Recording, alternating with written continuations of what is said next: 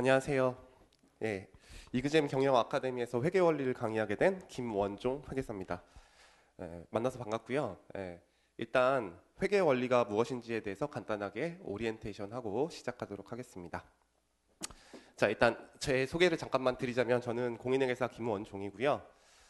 일단 회계사가 되기 전에는 그 한화케미칼이라는 기업에서 회계팀에서 근무를 하다가 그 직장 생활을 하면서 회계사 공부를 해서 붙어서 3일회계법인에서 근무를 했었고요. 그런 다음에 우연한 기회에 웅지경영, 옛날에 웅지경영 아카데미에서 이제 강의를 시작하게 돼서 웅지경영 아카데미, 뭐 이그잼 경영 아카데미, 그리고 웅지세무대학에서 한 7년 6개월 정도 강의를 하다가 잠시 쉬었었고요.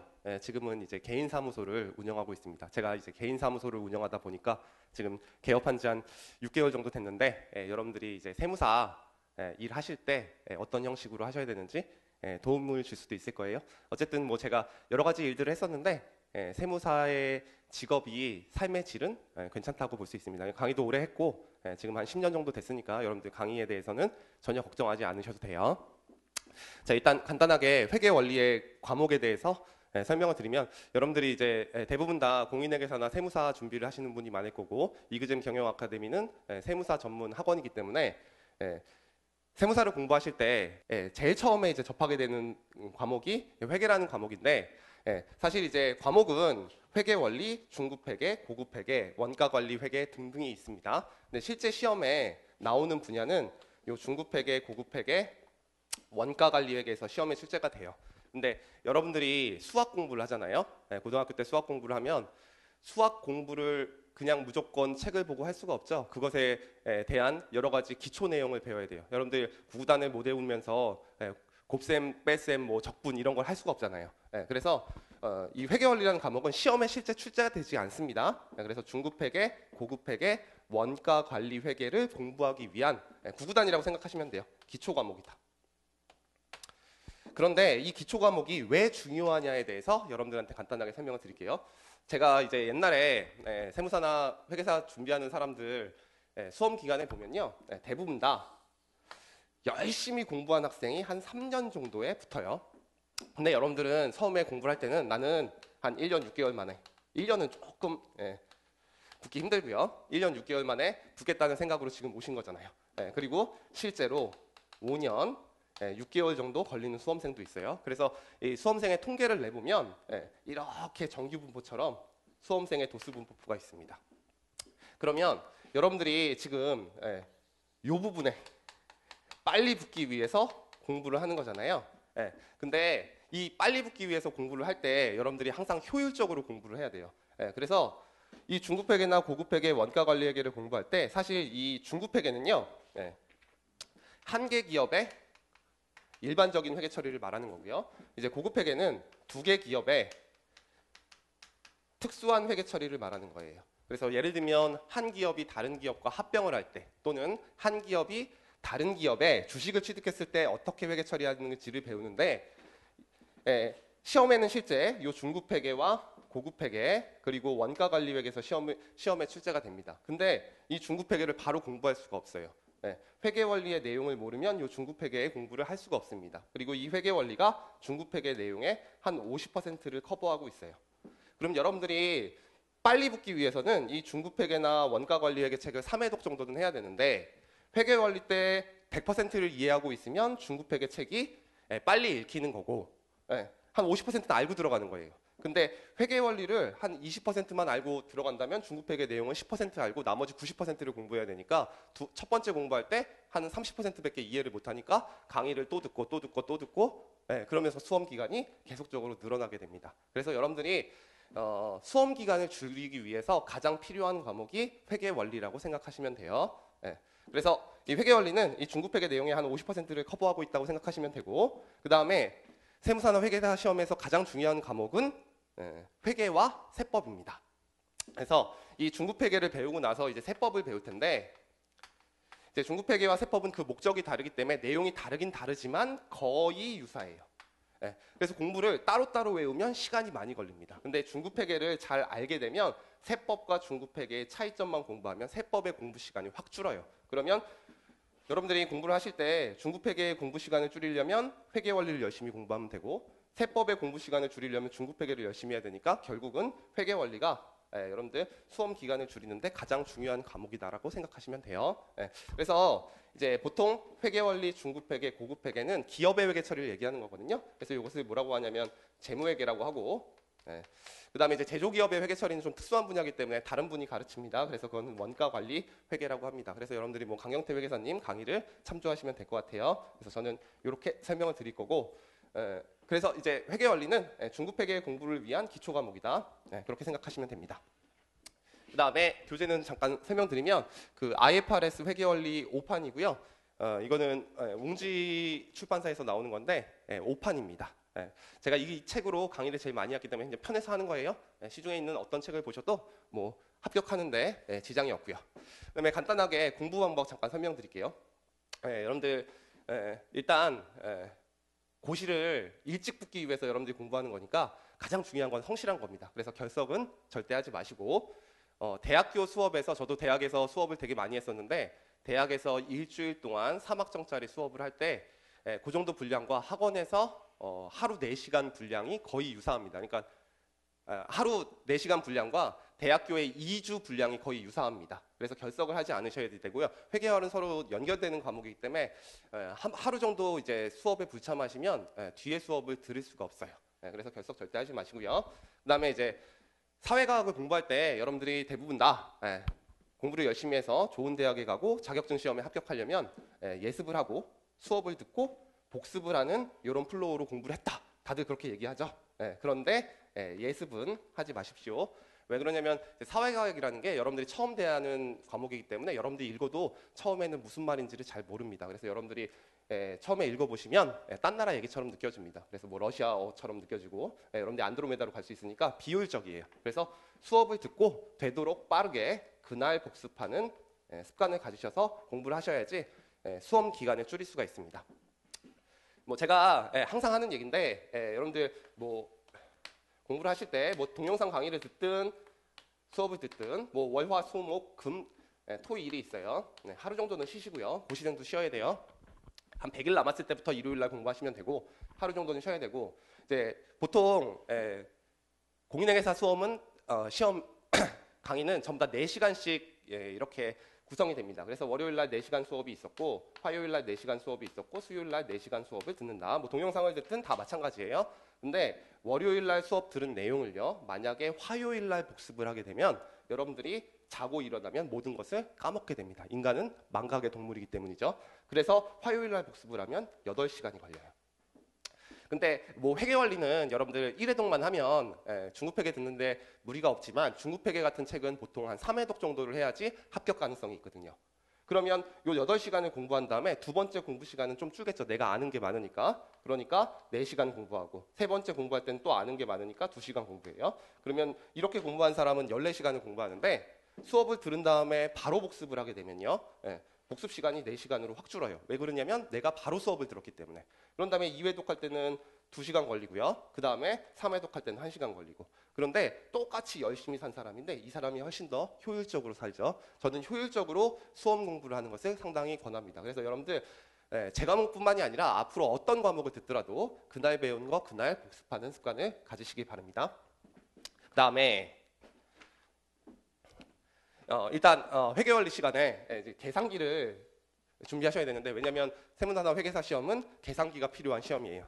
그래서 보통 제가 이 카시오 회사랑 관련 있는 사람은 아닙니다. 그래서 보통 대부분 다 카시오 14자리 계산기를 쓰고 있거든요. 그래서 여러분들도 이 카시오 14자리를 쓰시는 게 좋을 것 같아요. 일단 첫 번째 이유는 무엇이냐면 여러분들이 이제 이거 한번 사면요 한 20년 이상 쓸 수 있어요. 아마 거의 무한정으로 쓸 수 있을 거예요. 근데 여러분들이 이제 기업의 규모가 커졌기 때문에 12자리보다는 14자리가 필요합니다. 여러분들이 실무 가셔도 이거 쓰셔야 되기 때문에 그래서 필요한 거고 두 번째는 여러분들이 도서관에서 공부할 때 다른 계산기를 치시면요 이렇게 치면은 소리가 나요. 그래서 옆에 사람들이 상당히 불편해합니다. 근데 이 카시오 14자리 계산기 같은 경우에는 소리가 좀 덜 나는 편이에요. 그래서 저도 뭐 대학교 때 회계사 공부를 하면서 이 계산기를 쳤지만 공인회계사 수험생들은 전부 다 5층에서 공부하고 사법고시 준비하는 사람들은 전부 다 4층에서 공부했어요. 그래서 이렇게 약간 소리가 덜 나는 장점이 있고요. 그 다음에 요 카시오 14자리를 지금부터 준비하셔야 되는 이유가 여러분들 계산기 치는 속도도 수험 기간을 줄이는데 상당히 필요하거든요. 그래서 지금부터 열심히 쳐서 속도를 빨리 만들어놔야 여러분들이 실제 중급회계나 세법 공부할 때 도움이 되기 때문에 지금부터 연습을 하시고, 그다음에 제가 문제풀이 방법을 알려줄 때 회계원리 과목에서는 요 카시오 14자리가 그냥 덧셈, 뺄셈, 사칙 연습만 되는 게 아니라요. 여러 가지 기능이 있습니다. 그 기능을 설명해 줄 시간이 아마 회계원리 시간밖에 없을 거예요. 그래서 수업을 들으실 때 이 계산기를 꼭 가지고 오셨으면 좋겠고, 그다음에 제가 이제 필기 위주로 이제 강의를 하는 편이에요. 물론 책과 똑같이 합니다. 그래서 꼭 필기를 하실 필요가 없어요. 왜냐하면 회계원리는 시험에 안 나오기 때문에. 근데 이제 필기를 하면서 공부하시는 분들은 뭐 노트와 필기구 지참하셔도 되고 아니면 그냥 수업 들으셔도 됩니다. 저는 수업의 목차에 따라서 책의 목차에 따라서 수업을 하기 때문에. 그다음에 이제 복습 방법인데 책에 보시면 책은 이렇게 돼 있어요. 일단 이론이 설명이 돼 있고 그 이론과 관련된 예제가 들어가 있습니다. 근데 그 예제가 저희 책에서는 케이스라고 돼 있어요. 뭐 상자도 아니고 고급스럽다고 이렇게 만들어놨는데 어쨌든 예제예요. 그래서 요 예제를 풀어보시고요. 근데 풀어보실 때 꼭 손으로 푸셔야 됩니다. 그래서 풀어보실 때 연습장이나 2차 시험 답안지에다가 풀어보시고 풀어보시면 거의 틀릴 거예요. 맞는 경우도 있지만 틀린 경우가 있어요. 그러면 맞으면 맞았다 그러고 넘어가면 되고요. 틀리면 틀린 이유를 적어 놓으셔야 돼요. 그 다음에 그 단원이 끝났을 때 꼭 틀린 이유를 꼭 확인하세요. 이 시험은 여러분들이 이 틀린 이유를 줄이는 게 합격 가능성을 높이는 시험이기 때문이에요. 그래서 항상 손으로 공부하는 습관을 가져야 돼요. 그렇게 하시면 뭐 간단하게 OT는 끝난 것 같아요. 물론 뭐 제가 여러분들한테 회계사나 세무사의 직업적 전망이나 이런 것들을 설명하면 좋겠지만 그거는 차차 수업을 하면서 설명을 드리고 저는 OT는 간단하게 하는 강사입니다. 그래서 바로 수업 들어가도록 하겠습니다.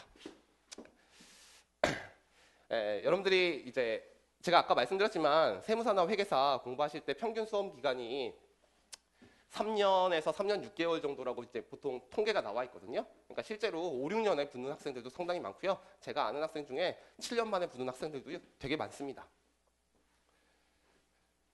그래서 상당히 기회비용이 큰 시험이죠. 그래서 회계원리 공부하실 때는요. 고시생이라고 생각하지 마시고 그냥 즐기시면 되는 거예요. 그래서 제 적성이 회계원리랑 맞는지 안 맞는지에 대해서 생각해 보시면 되고요. 내 적성에 안 맞는다고 생각하시면 빨리 환불하시는 게 여러분들의 인생에 도움이 될 수 있습니다. 그래서 편하게 들으시면 됩니다. 회계원리는. 일단 책 4페이지를 펴시면 되고요. 원래 지금 우리가 회계 배우러 왔죠. 근데 뜬금없이 뭐라고 돼 있냐면 복식부기의 원리라고 돼 있어요. 그래서 부기. 그래서 부기랑 회계의 차이에 대해서 잠깐만 설명하고 수업 시작하도록 할게요. 저희 나라는 이제 회계, 장부 기록하는 회계라는 용어를 처음에 미국에서 도입한 게 아니라요. 우리나라가 일제시대가 있었잖아요. 그래서 일본에서 도입했어요. 그래서 일본 용어를 많이 쓰거든요. 그래서 이 부기는 옛날에 북키핑이라는 일본 용어를 베낀 겁니다. 근데 이제 1950년대 경영학이 발전하면서 요 부기라는 것을 학문으로 만든 게 회계예요. 근데 이 부기랑 회계랑 똑같냐 다르냐? 결국은 똑같습니다. 알겠죠? 이게 학문으로 만들다 보니까 옛날에 그냥 부기는 여러분들 그냥 일상생활에 사용하는 일을 하기 위한 기술이라고 그랬어요. 그래서 아트라고 했었거든요. 아트, 예술이 아니라 기술이라는 뜻이에요. 제 강의가 예술이고, 그 다음에 회계는 학문으로 바뀌었거든요. 그래서 사이언스로 바뀌면서 이름을 회계라고 바꾼 거예요. 그래서 회계랑 부기는 똑같다고 생각하시면 되고요. 어떤 책에서는 1, 2장을 회계의 순환 과정이라고 부르는 책도 있고요. 어떤 책에서는 복식부기의 원리라고 부르는 책도 있습니다. 그러니까 어차피 내용이 똑같다고 생각하시면 돼요. 그래서 먼저 복식부기의 원리에 대해서 먼저 배우도록 할게요.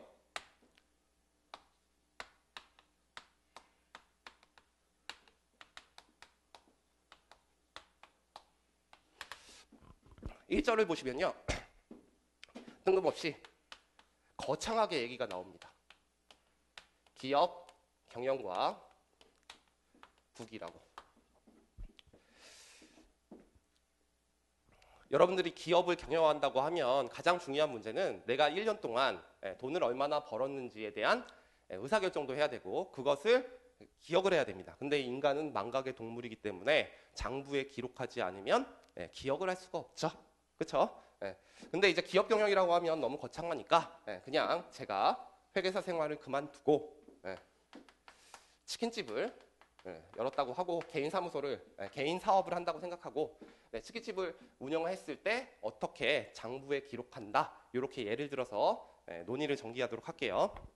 첫 번째 북이라는 말이 나옵니다. 여러분들 치킨집을 운영하게 되면 제일 처음에 뭘 하죠? 손님들이 오면 맥주를 팔고 그 다음에 치킨이라는 안주를 팔게 될 거예요. 그러면 돈이 들어오니까 내 재산이 증가하겠죠. 그리고 치킨집을 운영하게 되면 치킨을 팔기 위해서는 생닭을 구입해야 돼요. 할인 같은 데서. 그럼 내 재산이 감소하겠죠. 그런데 매일매일 이렇게 일어나는 일을 여러분들이 기억할 수가 없겠죠. 그래서 그 기억을 하자고 장부에 기록하자. 그것을 북이라고 합니다. 기업에서 일어나는 사건을 장부에 기록하자. 그래서 북이는 사실 장부 기록의 약자예요. 그래서 장부 기록의 가운데에 북이 따서 북이라고 부릅니다.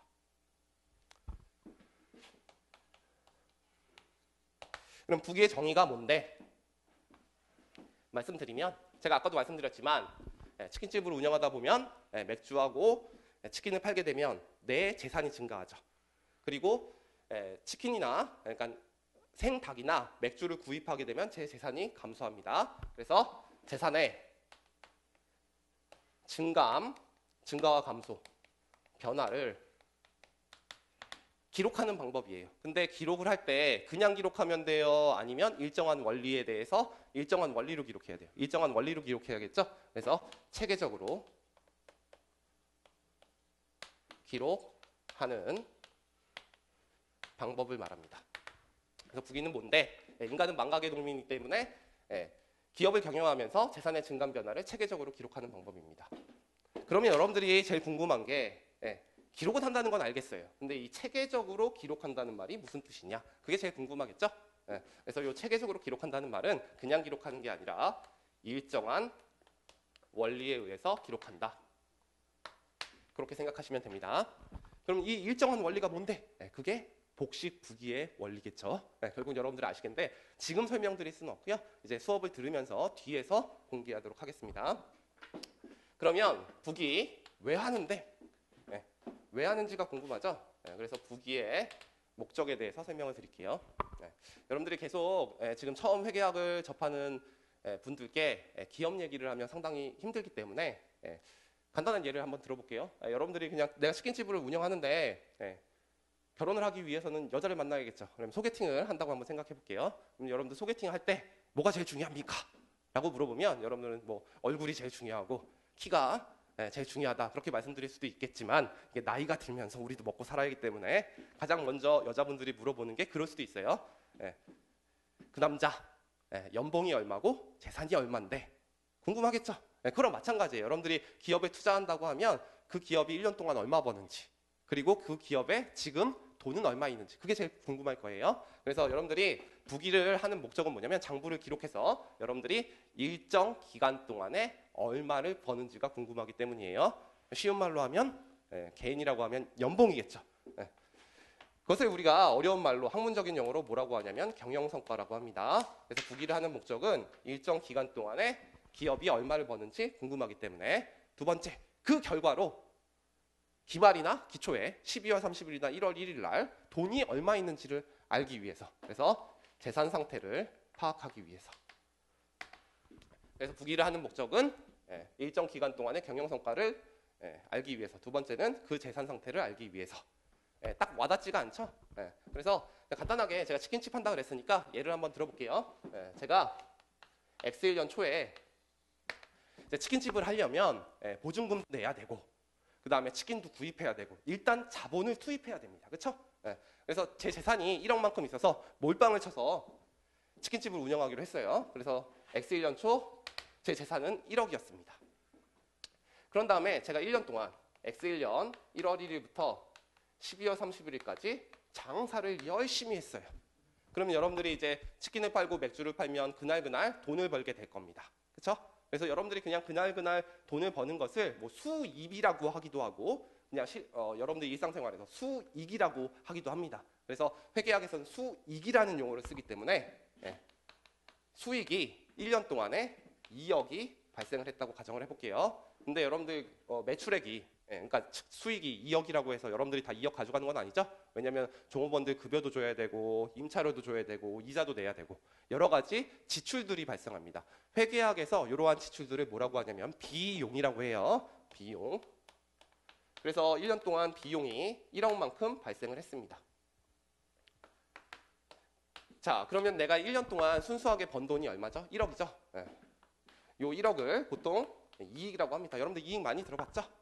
그러면 내가 X1년 초에 재산이 1억이었는데 X1년 1월 1일부터 12월 31일까지 1억을 벌었으니까 X1년 말이 되면 나의 재산은 얼마가 되는 거죠? 이거 더하면 되는 거죠, 그냥. 더하면 2억이 나오는 거죠. 그렇죠? 그러면 이러한 장부를 그냥 간단하게 그려봤다고 하면 여러분들 장부를 기록하게 되면 여러분들 뭘 알 수 있게 되는 거예요? 1월 1일부터 12월 31일까지 일정 기간 동안에 내가 얼마를 벌었는지 알게 되는 거죠. 그래서 이것을 우리가 뭐라고 하는 거냐면 경영성과라고 합니다. 그리고 X1년 초에는 내 재산이 1억이었고 X1년 말에는 내 재산이 2억이었다는 것을 파악할 수 있게 되죠. 그래서 그 시점의 재산 상태도 파악하게 돼요. 그래서 여러분들이 장부를 기록하게 되면요, 여러분들이 경영성과와 재산 상태를 파악할 수 있게 됩니다. 그러면 실제로 회계가 이렇게 장부를 그리느냐? 그건 아니에요. 여러분들한테 제가 경영성과와 재산 상태 파악한다는 것을 보여주기 위해서 간단하게 든 예입니다. 이거보다는 조금 더 복잡하다고 생각하시면 돼요. 그다음에 세 번째, 부기의 종류가 있어요. 중요하지는 않은데요. 이제 사실 제가 부기는 기술이라 그랬잖아요. 그래서 여러분들 부기는 어디서 발생한 거냐면 결국은 상인들이 많은 곳에서 발생을 했겠죠. 서양에서 발생했습니다. 그러면 상인들이 가장 많은 곳은 어디일까요? 라고 물어보시면 여러분들 이탈리아의 베니스였죠, 옛날에. 그래서 이탈리아의 베니스의 상인들이 자기의 경영성과와 재산 상태를 파악하기 위해서 여러 가지 장부를 기록하는 방법들을 가지고 있었던 거예요. 근데 그 중에서 가장 장부를 기록하는 방법을 잘 만든 사람 것을 따서 부기라는 것을 만들었어요. 뭐 이탈리아의 수학자 파스쿠치라는 사람이 만든 건데, 그래서 여러 가지 방법들 중에서 가장 좋은 방법을 꺼낸 거고 그 방법을 우리가 복식부기라고 합니다. 근데 이제 장부를 기록하는 방법은 여러 가지가 있다는 거죠. 그래서 첫 번째 방법은 뭐냐면 그냥 더하기 빼기만 하는 방법이 있어요. 그 더하기 빼기만 하는 방법을 우리가 단식부기라고 합니다. 그럼 단식부기는 여러분들한테 제가 가르칠 필요가 있느냐? 절대 없어요. 여러분들 안 가르쳐줘도 여러분들은 가계부나 용돈 기입장을 쓸 수 있겠죠? 그래서 여러분들 가계부나 용돈 기입장을 작성하는 방법이고요. 회계학에서는 여러분들 단식부기를 가정하지 않습니다. 그래서 이거는 여러분들이 작성할 수 있는 방법이기 때문에 제가 가르치지 않을 거고 지금 여러분들이 제가 체계적으로 기록하는 방법이라고 그랬죠? 일정한 원리. 그것을 복식부기의 원리라고 하고요. 특별한 반증이 없는 한 제가 특별한 가정을 하지 않는 이상 모든 논의는 복식부기를 가정하고 여러분들한테 설명을 드릴 거예요. 근데 이 복식부기는 지금 설명드릴 수가 없어요. 오늘 수업 시간마다 제가 복식부기가 어떤 뜻인지 알려드릴 건데 이것만 잠깐만 기억하자. 여러분들 탁구나 테니스 칠 때 단식은 혼자 치는 거죠. 그 다음에 복식은 둘이 치는 거죠. 그거는 아시죠? 그래서 재산의 증감 변화를 일으키는 사건들이 발생했을 때 한쪽에만 기록하는 게 아니라 양쪽에 기록한다. 그것만 기억하시면 돼요. 아, 양쪽에 기록할 거다 이제 앞으로. 그래서 특별한 반증이 없는 한 복식부기를 가정할 거다. 이렇게 생각하시면 돼요. 여러분들 칠판이 좁기 때문에 칠판을 자주 지워야겠네. 그래서 제가 칠판을 지울 때마다 간단하게 요약을 하고 수업을 진행합니다. 여러분들 일단 첫 번째 우리가 배운 게 부기가 뭔지 배웠어요. 부기는 장부 기록의 약자인데요. 인간은 망각의 동물이기 때문에 재산의 증감 변화를 체계적으로 기록하는 방법을 부기라고 한다. 이 체계적으로 기록한다는 말은 일정한 원리에 의해서 기록한다는 뜻이고요. 그 원리는 복식부기의 원리라고 합니다. 그럼 부기 왜 하는데? 일정 기간 동안에 경영 성과를 파악하기 위해서. 두 번째는 그 시점에 재산 상태를 파악하기 위해서. 그래서 경영성과와 재산 상태 파악하기 위해서 부기의 종류는 크게 두 가지가 있습니다. 단식 부기와 복식 부기가 있는데 특별한 반증이 없는 한 우리는 복식 부기를 가정할 거고, 재산의 증여한 반열을 일으키는 사건이 발생했을 때 양쪽에 기록한다. 이 정도 기록하시면 돼요. 제가 아까 부기 왜 한다 그랬죠? 경영성과와 재산 상태를 파악하기 위해서 부기한다 그랬어요. 그러면 우리가 먼저 재산 상태를 파악하는 방법을 배우도록 하겠습니다. 책으로 펴시면 5페이지인가 6페이지에 나와 있을 거예요. 5페이지에 나와 있네요. 자, 그러면 우리가 재산 상태를 나타내는 장부를 기록할 건데, 우리 재산 상태를 나타내는 장부를 우리가 뭐라고 하냐면 재무 상태표라고 합니다. 뭐라고 한다고요? 재무 상태표.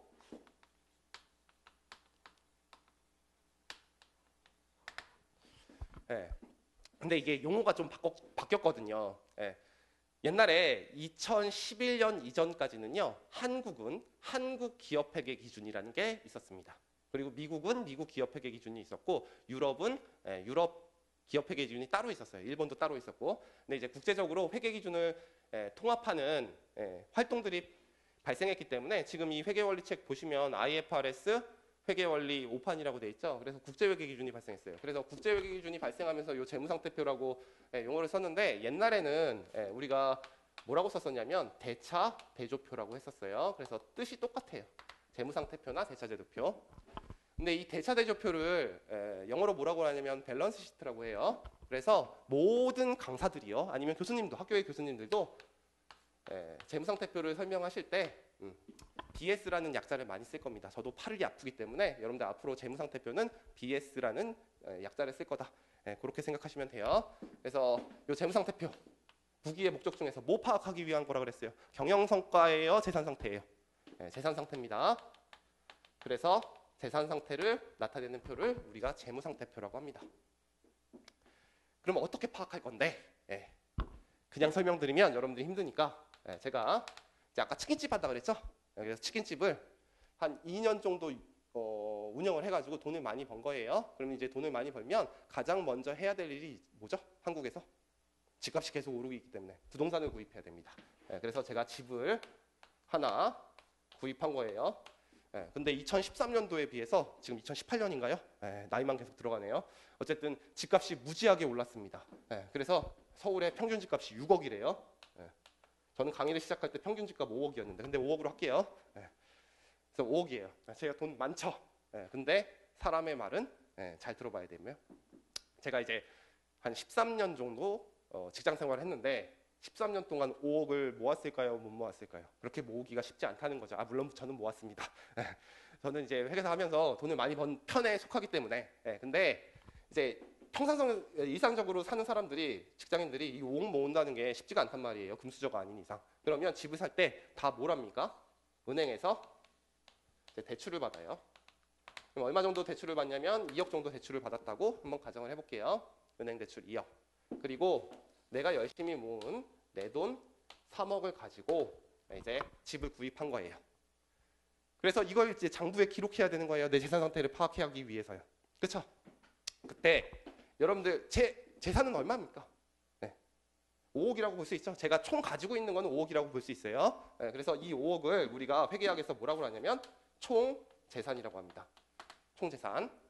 근데 이 총 재산은 실제 총 재산 중에 갚아야 될 돈이 있기 때문에 부채는 차감해야겠죠. 그래서 부채가 있는 거예요. 부채가.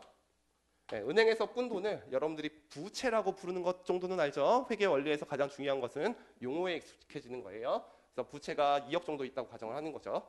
그러면 내 순수한 재산이 나오겠죠. 그러니까 여러분들이 총 재산에서 부채를 빼시면 순재산이 나온다는 것은 여러분들이 알 수 있을 거예요. 그렇죠? 이런 등식이 성립한다는 건 알 수 있어요. 근데 회계학에서 안타깝게도 요 총 재산이라는 말을 쓰지 않습니다. 요 집, 내가 갖고 있는 여러 가지 재화나 용역의 가치를 뭐라고 하냐면 자산이라고 해요. 뭐라고 한다고요? 자산. 다행스럽게도 부채는 그냥 부채라고 부릅니다. 그런 다음에 총 재산에서 부채를 뺀 것을 순재산이라고 하는데 이 순재산을 회계학에서는 뭐라고 하냐면 자본이라고 합니다. 자, 뭐라고 한다고요? 자본이라고 합니다. 됐죠? 그러면 제 예에서 제 총 재산이 5억이었는데 부채가 2억만큼 있어서 내 순수한 재산이 3억이라는 것이 확인이 되죠. 그래서 이 등식은 언제나 성립하기 때문에 등식이라고 부릅니다. 됐죠? 그래서 이탈리아의 수학자 파스쿠치라는 사람이 회계학에서 요 산식을 만든 거예요. 그래서 이 회계학의 요 산식은 회계학의 철학입니다. 여기서부터 시작을 해요. 그런데 이제 문제는 이거죠. 그 한국인들은 수학을 되게 잘하죠. 특히 수학을 잘한다는 건 아니고요. 산수를 잘하죠. 그래서 덧셈 뺄셈에 상당히 익숙해요. 그래서 이렇게 작성을 해도 5억에서 2억을 빼면 3억이라는 게 쉽게 계산이 되지만 서양 사람들은요 계산기가 없으면 사칙연사도 못하는 사람들이 상당히 많습니다. 그래서 뺄셈을 하는 것을 상당히 싫어합니다. 그래서 장부에 마이너스 숫자가 찍히는 것이 상당히 싫어해요.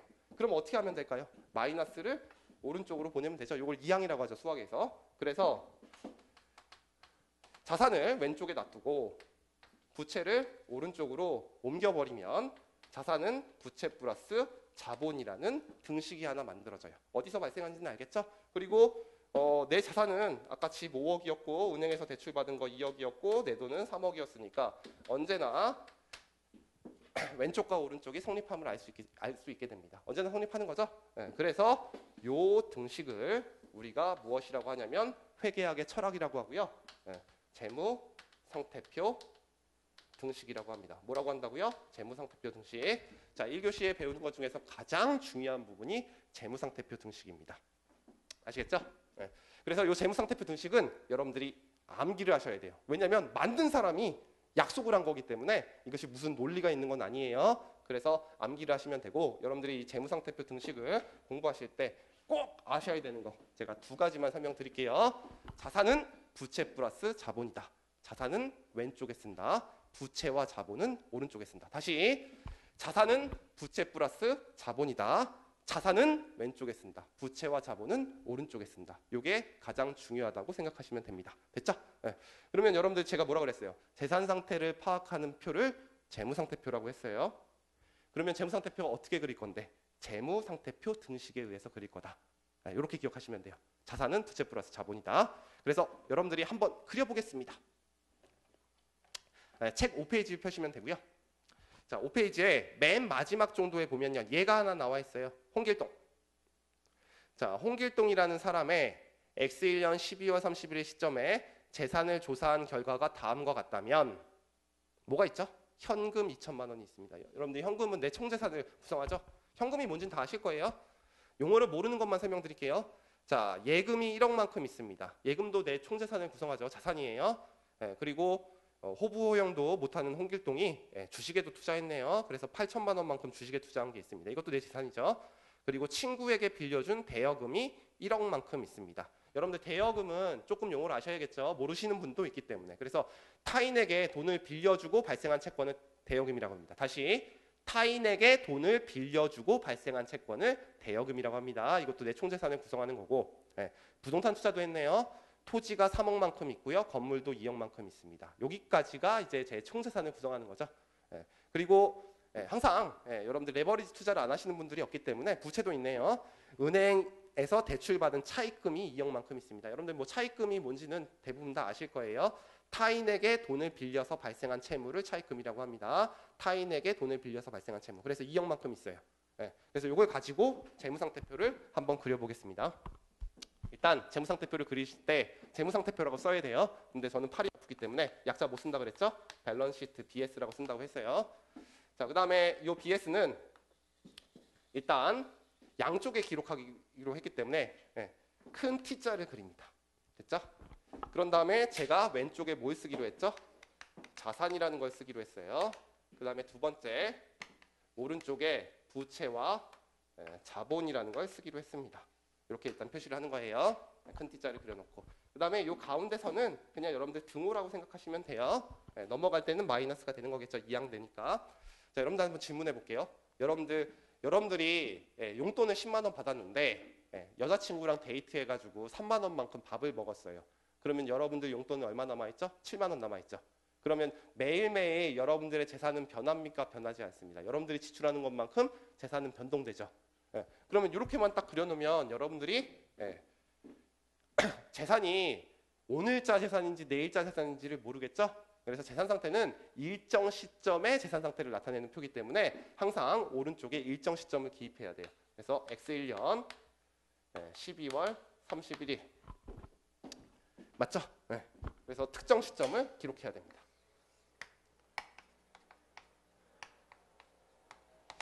그래서 다시 한번 말씀드리는데 재무상태표가 재산상태를 파악하는 표라고 했잖아요. 그냥 파악하는 게 아니라 일정 시점의 재산상태를 파악하는 표예요. 그래서 매년 기업의 재산상태는 변한다. 이거 쓰는 거 잊지 마시고요.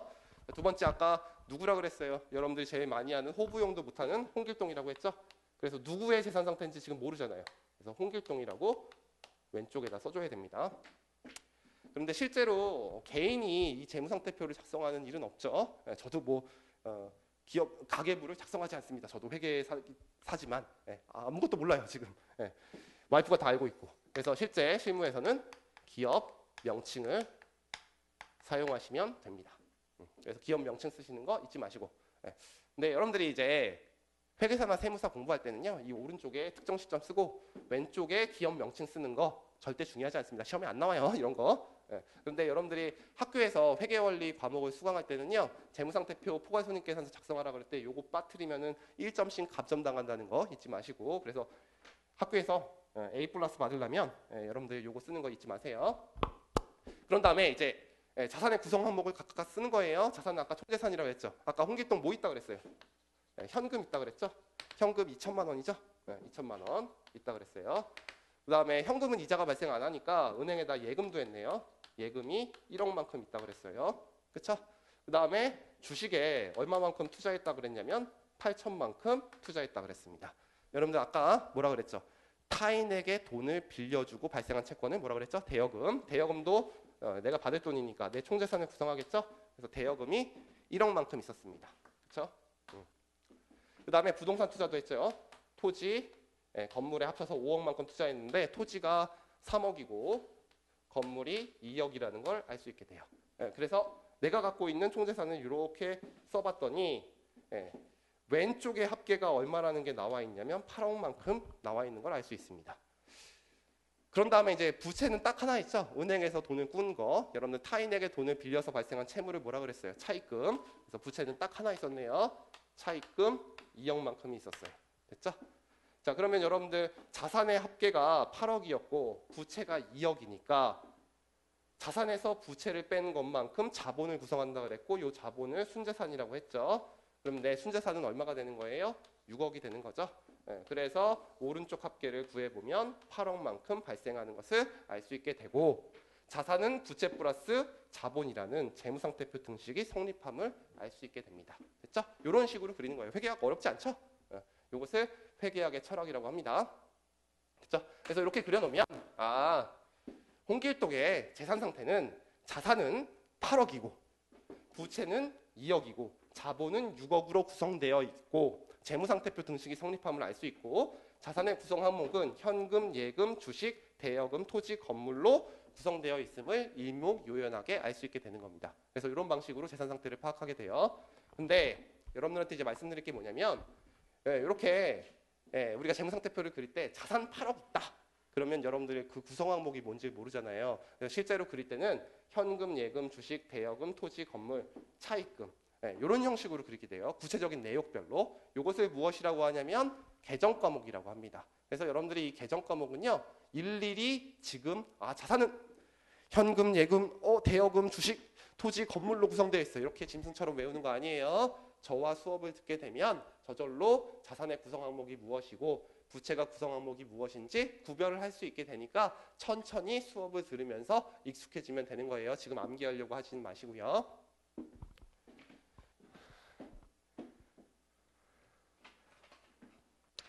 저한테 질문을 하시는 분들이 있어요. 일단 간단하게 칠판을 다 썼기 때문에 요약하고 갈게요. 그럼 부기의 목적이 뭐라 그랬습니까? 경영성과와 재산상태를 파악하기 위해서. 그럼 재산상태 어떻게 파악할 건데? 재무상태표를 그려서 파악할 거다. 근데 재무상태표는 어떻게 그릴 건데? 재무상태표 등식에 의해서 그릴 거다. 재무상태표 등식은 자산은 부채 플러스 자본이다. 자산은 왼쪽에 쓴다. 부채와 자본은 오른쪽에 쓴다. 요거 두 가지를 기억하시면 돼요. 다시 자산은 부채 플러스 자본이다. 자산은 왼쪽에 쓴다. 부채와 자본은 오른쪽에 쓴다. 기억하시면 되고요. 재무상태표는 큰 T자를 그려서 그리는데 오른쪽에 일정 시점 그리고 왼쪽에 기업 명칭 쓰는 것 정도 그냥 알고 가자.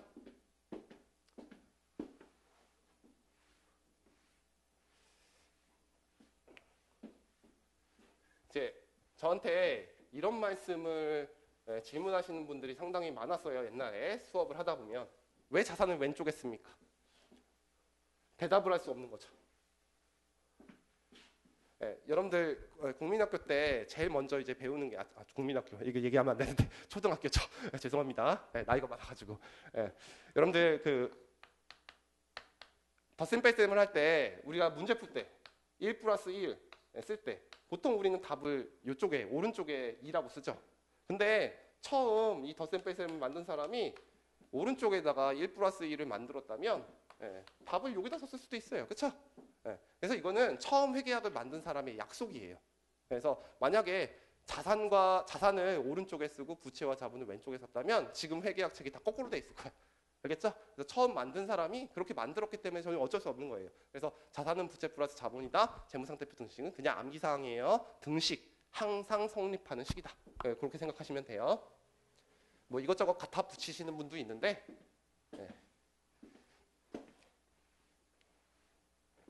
심장이 왼쪽에 있기 때문에 서양 사람들은 심장이 중요해서 자산이 중요하기 때문에 자산을 왼쪽에 쓴다 그렇게 설명하시는 분도 있는데 말도 안 되는 소리고요.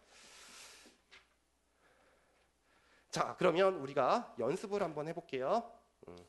7페이지 한번 펴보시고 문제를 한번 풀어보겠습니다. 케이스 1번. 뭐 연습하는 거냐면 재무상태표 등식 그리는 거 연습하는 거예요. 그러니까 재무상태표 등식 그릴 때 재무상태표 그리고 일단 큰 T자 그린다 그랬어요. 그리고 자산 어디다 쓴다 그랬어요? 왼쪽. 부채, 자본 오른쪽에 쓰는 것은 여러분들이 알고 계실 거고 이제 됐죠? 자, 읽어보겠습니다. 7페이지. 자, 의류 도매업을 하고 있는 자유상사에 X1년 12월 31일 시점의 재무상태표가 다음과 같을 경우 X1년 12월 31일에 재무상태표를 작성하시오라고 돼 있네. 자, 그럼 X1년 12월 31일 날 재무상태표를 작성하기 위한 구성 항목들이 나와 있습니다. 여러분들 현금이 자산인 건 아시겠죠? 뭐 이건 설명 안 해도 될 거고. 여러분들 상품이 뭔지는 아시죠? 물건을 싸게 사서 비싸게 파는 기업들이 가지고 있는 것들을 상품이라고 합니다. 상품 8만 원만큼 내 재산을 구성하는 거고 토지 20만 원만큼 있고요. 비품이 15만 원만큼 있습니다. 여러분 비품은 처음 들어봤죠? 처음 들어본 것은 용어를 제가 하나하나 설명드립니다. 여러분들 사용 목적의 재화를 비품이라고 합니다. 그래서 여러분들 기업을 운영할 때 직원들 일하게 하기 위해서는 책상, 벌상 이런 거 필요하죠? 그리고 노트북도 줘야 되고 이런 것들을 비품이라고 해요. 그래서 비품도 내 재산이죠. 15만 원만큼 있고 여기까지가 자산이 있네요. 그 다음에 매입 채무라는 게 있습니다. 여러분들 매입 채무는 처음 들어봤죠? 그래서 매입 채무는 제가 설명을 드려야 돼. 자, 매입 채무는 뭐냐면 여러분들 장사를 하다 보면요 현금 가지고만 장사하지 않죠? 외상이 발생합니다. 그래서 여러분들 물건을 타인에게 구입할 때 외상으로 사서 발생한 채무를 매입 채무라고 해요. 그래서 상품을 외상으로 구입해서 발생한 채무를 매입 채무라고 합니다. 그럼 내가 갚아야 되니까 채무니까 부채겠네요. 그 다음에 이제 차입금이 나와 있어요. 은행에서 꾼 돈이죠. 이것도 부채겠네. 그렇죠? 그럼 요거 갖다가 재무상태표 한번 그려볼게요. 그냥 구성 항목만 잘 구별하면 되는 거죠. 그래서 첫 번째 현금 7만 원만큼 있습니다. 자산이니까 왼쪽에다 쓰고요. 상품 8만 원만큼 있고요. 그 다음에 토지도 내 재산을 구성하죠. 그래서 20만 원만큼 있고 비품 뭐라 그랬습니까? 사용 목적의 재화. 그래서 사용 목적의 재화 비품이 15만 원만큼 있습니다. 그래서 이제 왼쪽 합계 50만 원인 걸 확인할 수 있고요. 자, 부채는 두 가지가 있습니다. 상품을 외상으로 구입해서 발생한 채무 뭐라 그랬습니까? 매입 채무. 다시 매입 채무. 용어에 익숙해져야 돼요. 매입 채무 5만 원만큼 있고요. 그다음에 두 번째 차입금이라는 게 있습니다. 은행에서 꾼 돈 25만 원만큼 있습니다. 자, 그럼 여러분들 이제 부채 합계가 얼마라는 걸 알 수 있게 돼요? 30만 원이라는 걸 알 수 있게 되죠. 그렇죠?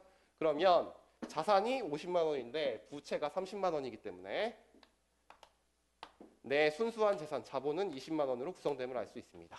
그래서 오른쪽 합계를 구해보면 50만 원이라고 나와 있고, 그래서 왼쪽 합계와 오른쪽 합계가 일치함을 알 수 있게 됩니다. 어렵지 않죠?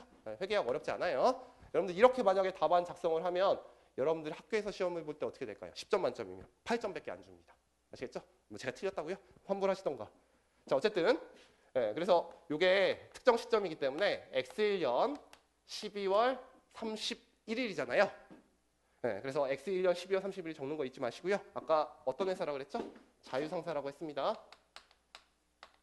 그래서 자유상사 왼쪽에 적는 거 잊지 마시고요. 어렵지 않죠? 자, 우리 케이스 2번 한번 풀어보겠습니다. 여러분들 케이스 2번은요. 필기하기 어려우니까 필기하지 마세요.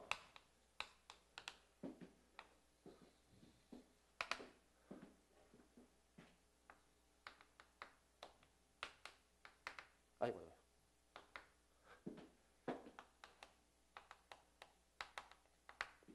자, 일단 큰 T자를 그리고 자산 왼쪽에 쓴다 그랬습니다.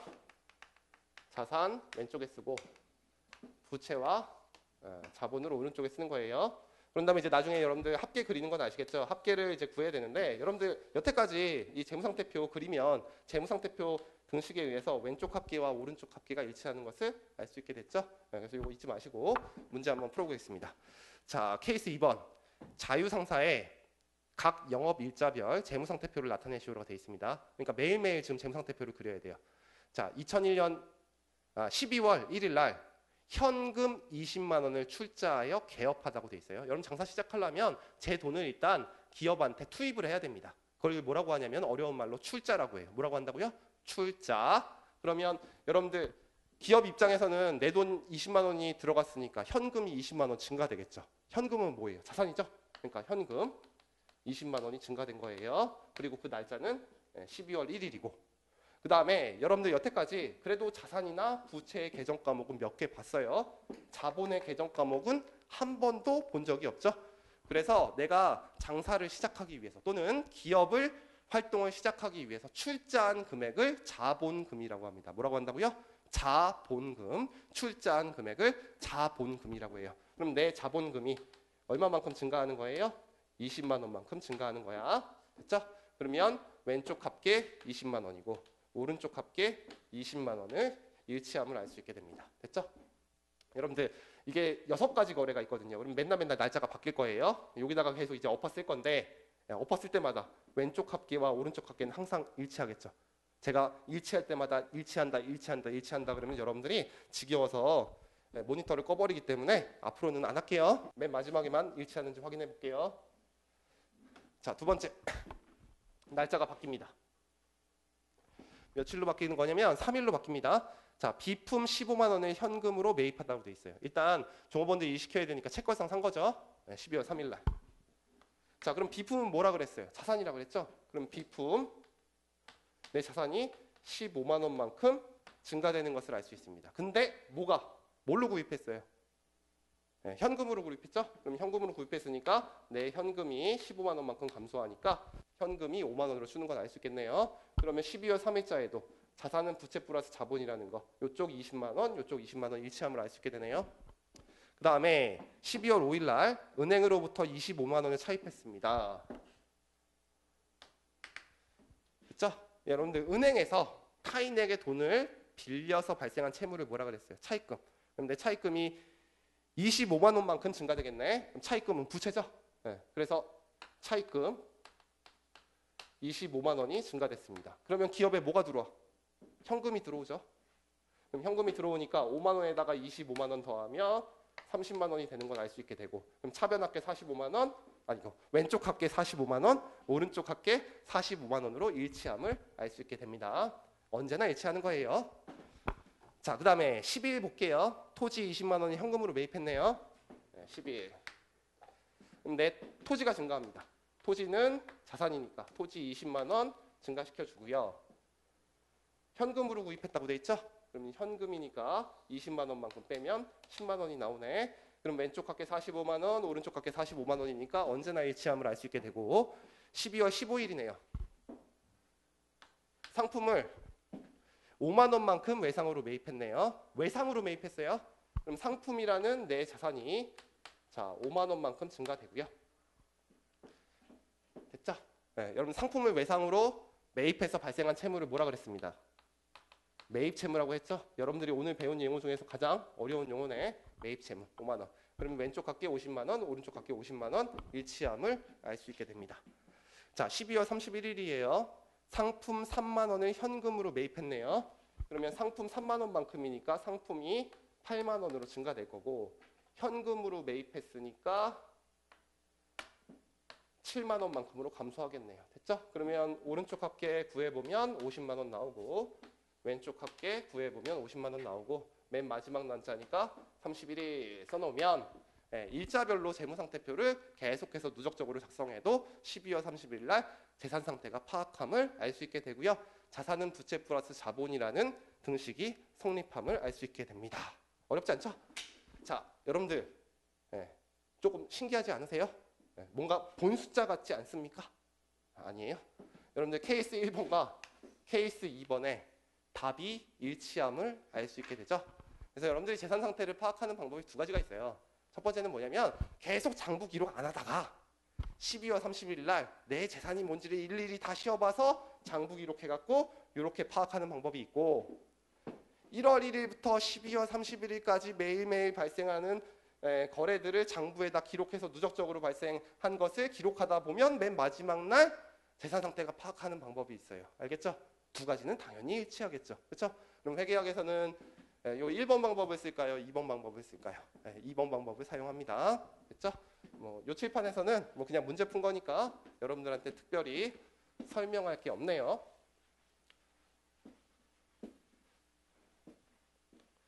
여러분들한테 하나 질문해 볼게요. 우리가 지금 재무상태표 그리고 있는데 재무상태표 그릴 때 그냥 아까 홍길동 자산 8억이라고 썼습니까? 아니면 자산의 구성 항목을 구체적으로 표현했어요. 현금, 예금, 주식, 차입금, 자본금, 자산의 구성 항목, 부채의 구성 항목별로 구체적으로 표현했어요. 그것을 뭐라고 하냐면 계정 과목이라고 해요.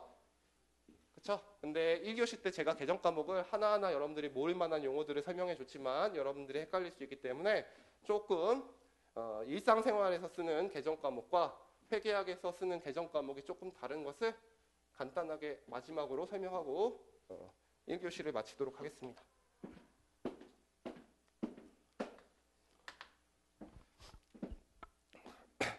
제가 얼마 전에 한 7개월 됐는데 일산에다가 개업을 했습니다. 개인 사무소를 하나 냈는데 컴퓨터가 좀 오래돼가지고 컴퓨터를 하나 샀어요. 노트북을. 그럼 여러분들 노트북은 상품입니까? 제품입니까? 비품입니까? 재화입니까? 제가 질문하면 답이 없습니다. 다 되죠. 근데 안타깝게도 회계학에서는요.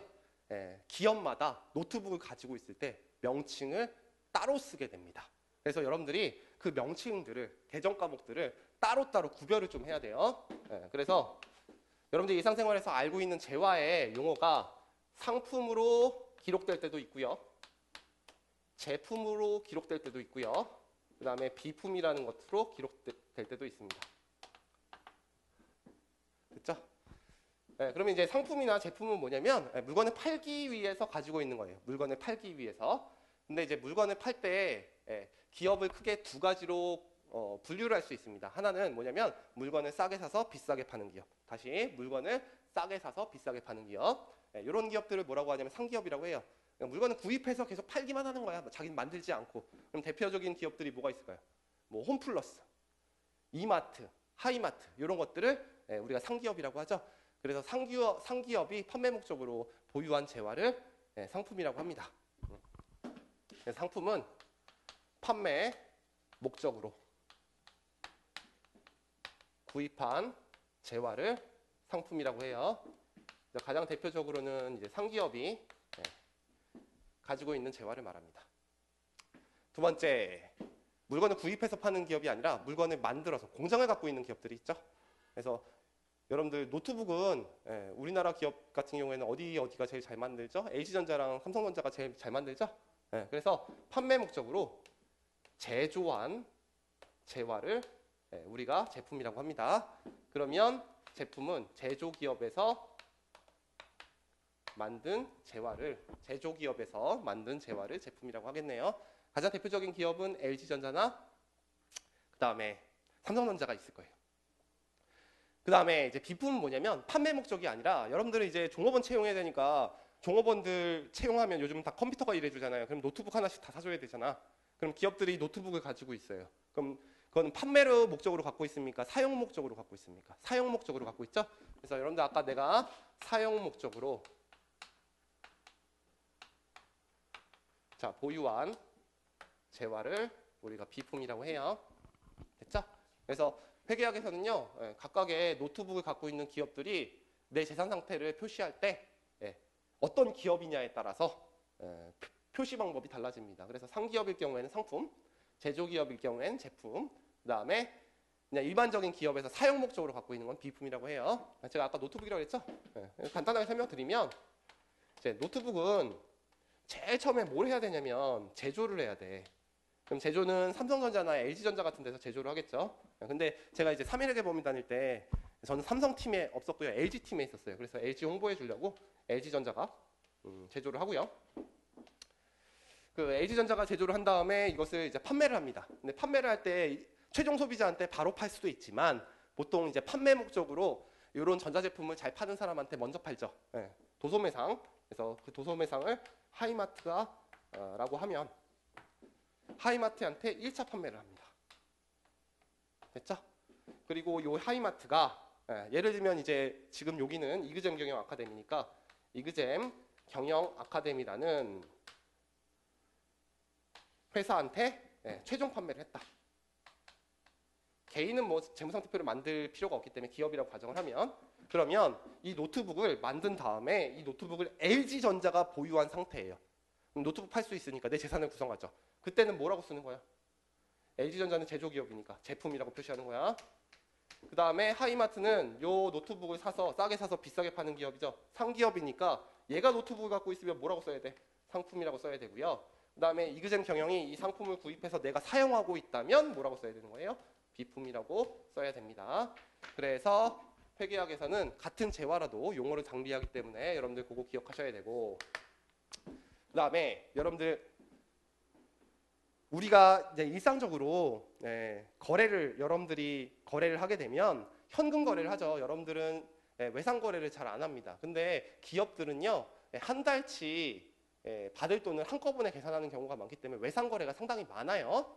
그래서 받을 돈도 있고요, 줄 돈도 있어요. 여러분들 이 받을 돈을 뭐라 그래요? 내가 뭐 꿔주거나 뭐 해서 받을 돈은 채권이라고 해요. 채권. 됐죠? 그 다음에 내가 꾼 돈, 갚아야 될 돈을 뭐라고 해요? 채무예요. 그러면 여러분 이건 알겠죠? 내가 받을 돈이니까 나중에 내 총재산을 구성하니까 이게 자산이라는 건 알 거예요. 그 다음에 채무는 내가 갚아야 될 돈이니까 이게 부채라는 것은 여러분들 다 알 거예요. 그럼 기업 활동을 하다 보면 받을 돈들은 다 채권이라고 쓰고 기업 활동을 하다 보면 줄 돈은 다 채무라고 썼으면 좋겠는데 이것도 용어를 조금 달리한다는 거죠. 그래서 그것에 대해서 간단히 설명할게요. 여러분들 안타깝게도요, 요 제조기업의 회계 처리는 상당히 복잡합니다. 그래서 제조기업의 회계 처리는 원가관리 회계 시간에 배울 거예요. 그래서 여러분들 회계원리, 중급회계, 고급회계를 재무회계라고 했죠. 재무회계는 그냥 쉽게 상기업을 가정합니다. 아시겠죠?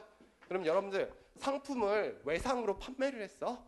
그러면 채권이 발생할 수 있어요. 다시 상품을 외상으로 판매하면 채권이 발생할 수 있어요. 그것을 우리가 뭐라고 하냐면 매출채권이라고 합니다. 뭐라고 한다고요? 매출채권. 됐죠? 그 다음에 아까 상품을 외상으로 구입해서 발생한 채무를 뭐라 그랬어요? 이건 설명했죠? 매입채무라고 했어요. 그래서 요 매출채권과 매입채무는 반대말이라고 생각하시면 돼. 그래서 기업의 주요 영업활동에서 발생한 채권이나 채무는 매출채권이나 매입채무라는 개정 과목을 씁니다. 근데 이 채권은 다르게 발생할 수도 있어요. 내가 물건을 판 다음에 발생한 채권이 아니라 타인에게 그냥 돈을 빌려준 거야. 그래서 발생한 채권이 있어요. 아까 타인에게 돈을 빌려줘서 발생한 채권을 대여금이라고 했습니다. 그리고 타인에게 돈을 빌려서 발생한 채무가 있어요. 그것을 뭐라고 했죠? 차입금. 이것도 다 설명했네요. 그래서 요거 두 개가 이제 반대말이다. 이렇게 기억하시면 돼요. 그러면 저한테 이렇게 질문하시는 분들이 있어요. 왜 채권을 매출 채권과 대여금으로 구분해서 표시하냐? 매입 채무랑 차입금으로 구분해서 왜 채무를 표시하냐? 여러분들이 지금 아무것도 배운 게 없기 때문에 제가 설명드릴 수가 없습니다. 이거는 이제 어디서 여러분들이 알 수 있냐면 여러분들이 이렇게 장부를 기록하는 것들을 나중에 배우겠지만 재무제표라고 하거든요. 이 재무제표에는 재무상태표만 있는 게 아니라 나중에 이제 현금흐름표라는 걸 그리게 되는데 중급회계 제일 마지막 시간에 배워요. 근데 이 현금흐름표를 그릴 때는요. 기업의 경영활동별로 그려야 돼. 그래서 기업의 경영활동, 영업활동, 투자활동, 재무활동으로 나누어서 그려야 되는데 채권이라고 표시해 놓으면 그게 구분이 안 돼. 근데 이렇게 계정 과목을 구분해 놓으면 매출 채권이나 매입 채무는 상품을 판 거니까 상품을 구입하거나 판 거니까 기업의 주요 영업 활동이니까 이건 영업 활동이야. 대여금은 돈을 빌려준 거야. 투자한 거죠. 그러니까 이건 투자 활동이야. 차입금은 돈을 꾼 거야. 돈을 꾼 거를 우리가 파이낸싱이라고 하죠. 그러니까 이건 재무 활동이야. 그래서 요 금액들을 구분해 놔야지 현금 흐름표를 그릴 수 있기 때문에 이렇게 계정 과목들을 구분해 놓습니다. 그 정도 기억하시면 돼요. 됐죠? 네. 자, 그럼 어디까지 한 거냐면 여러분들 그 9페이지에 케이스 3번은 쉬운 거니까요. 잘 자산부채 자본 구별하셔가지고 왼쪽 오른쪽에 잘 쓰세요. 그래서 10페이지까지 했네요. 여러분들 1교시 한 1시간 정도 했는데 수업을 하는 방법은요. 두 가지 방법까지 있습니다. 어떤 방법이냐. 이게 4시간 수업이기 때문에 1시간 반 수업을 하고요. 15분 쉬고 1시간 반 수업을 하고 15분 쉬고 1시간 수업하는 나머지 시간 수업하는 방법이 있고요. 두 번째는 50분 하고 10분 쉬고 50분 하고 10분 쉬고 50분 하고 10분 쉬고 하는 방법이 있는데 여러분들 대학 수업이 거의 대부분 다 50분 하고 10분 수업하는 걸로 돼 있고 여러분들이 50분 이상 수업을 들으면 지금은 현저하게 집중력이 떨어지는 것을 제가 경험해 봤기 때문에 회계원리는 50분 하고 10분 쉬겠습니다. 됐죠? 여러분들 1교시에 한 거 잠깐만 요약하고 마칠게요. 여러분들 1교시에 뭐 배웠냐면 복식부기의 원리 배웠어요. 부기가 무엇인가? 재산의 증감 변화를 체계적으로 기록하는 방법을 말합니다. 이 체계적으로 기록한다는 방법은 일정한 원리에 의해서 기록한다는 거고 아직 안 배웠어요. 일정한 원리. 그걸 복식부기의 원리라고 해요. 그럼 부기 왜 하는데? 일정 기간 동안에 얼마 벌었는지 알기 위해서 일정 시점에 재산이 얼마인지 알기 위해서 즉 경영성과와 재산상태 파악하기 위해서 자 부기의 종류는 두 가지가 있어요. 하나는 단식부기랑 복식부기가 있는데 우리는 특별한 반증이 없는 한 복식부기 가정할 거다. 그 정도 기억하시면 돼요. 자 여러분들 복식부기는 재산의 증감 변화를 일으키는 사건이 있을 때 양쪽에 기록할 거다 정도만 아시면 돼요. 지금은 됐죠? 그러면 부기 왜 하는데 경영성과와 재무상태 파악하기 위해서 그때 재무상태를 파악하는 표를 우리가 뭐라고 하냐면 재무상태표라고 합니다.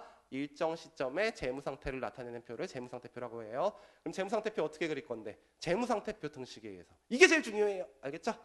이 두 가지만 기억하자. 자산은 부채 플러스 자본이다. 자산은 왼쪽에 쓴다. 부채와 자본은 오른쪽에 쓴다. 그 다음에 큰 T자를 그려가지고 자산은 왼쪽에 쓰고 부채와 자본은 오른쪽에 쓸 건데 오른쪽 위에 일정 시점 기입하고 왼쪽 위에 기업 명칭 쓴다는 거 잊지 마시고요. 중요하진 않습니다. 그 다음에 자산의 구성 항목에 여러분들 현금, 예금, 그리고 주식, 토지, 건물, 대여금 같은 게 있었죠. 지금 자산 배웠으니까.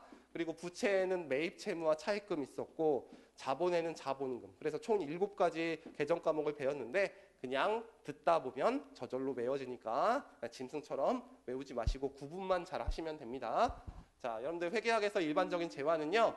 그냥 재화라고 부르는데 여러분들 일상생활에서는 재화라고 부르는데 기업에 따라서 명칭을 달리하죠. 그래서 판매 목적으로 구입한 재화를 상품이라고 하고요. 판매 목적으로 제조한 재화를 제품이라고 하고 사용 목적의 재화를 비품이라고 합니다. 이 정도까지는 기억할 수 있죠. 그 다음에 여러분들 상품을 외상으로 팔아서 발생한 채권을 매출 채권이라고 하고 타인에게 돈을 빌려주고 발생한 채권은 대여금이라고 합니다. 그리고 상품을 외상으로 구입해서 발생한 채무는 매입 채무, 타인에게 돈을 빌려서 발생한 채무는 차입금이라고 합니다. 이 정도 배웠으면 1교시 배운 거 다 했겠네요. 일단 10분간 휴식하겠습니다.